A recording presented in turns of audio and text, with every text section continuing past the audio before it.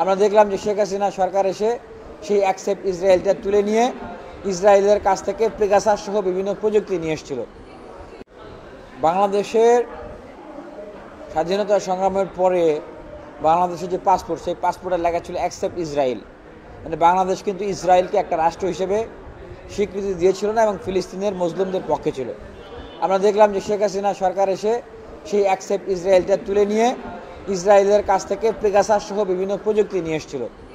নিয়ে এসে তারা একদম দানবীয় কায়দায় বাংলাদেশের যারা প্রতিবাদী ছিল শেখ হাসিনার জুলুম অত্যাচারের নিয়ে কথা বলেছে।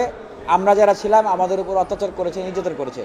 এবং একটা জিনিস জানলে আপনাদের কিন্তু রক্ত শিউরে উঠবে, সেটা হচ্ছে ইসরায়েলি গোয়েন্দারা কি করে। ইসরায়েলি গোয়েন্দারা তাদের মরুভূমির ভিতরে বাংকার আছে, যারা প্রতিবাদ করে তাদেরকে বিভিন্ন প্রযুক্তি দিয়ে তারা তুলে নিয়ে যায়, তুলে নিয়ে সেই বাংকারের ভিতরে পুঁতে রেখে সেখানে তারা তাদেরকে মেরে ফেলে।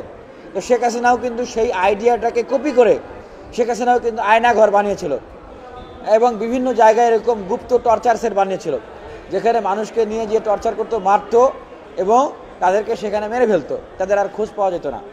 তো এই যে ইসরায়েলের প্রযুক্তি, ইসরায়েল যে দানবীয় কায়দায় সেই দেশকে পরিচালনা করছে, সেটাকে বাংলাদেশে কপি করে নিয়ে আসা এবং ঠিক ইন্ডিয়া, এই উগ্র হিন্দুত্ববাদী মোদী সরকার যে কায়দায় সেইখানে তার হেজেমনি প্রতিষ্ঠা করে রেখেছে, সেই কায়দাকে কপি করে বাংলাদেশে নিয়ে আসা, সেটা 5 আগস্ট পরবর্তী বাংলাদেশে আমরা তো হতে দিতে পারি না।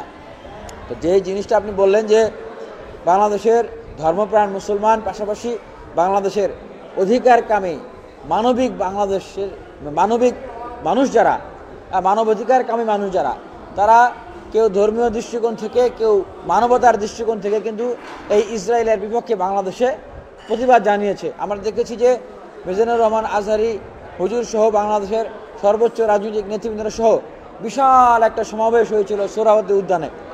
সেই সময় থেকেই কিন্তু ইসরায়েলের রেড মার্কে বাংলাদেশ আরও ভালো করে আছে। রেড মার্কে কিন্তু নতুন করে নেই, অনেক আগে থেকেই আছে, কিন্তু সেই সময় থেকে আরও ভালো করে ইসরায়েলের রেড মার্কে আছে বাংলাদেশ।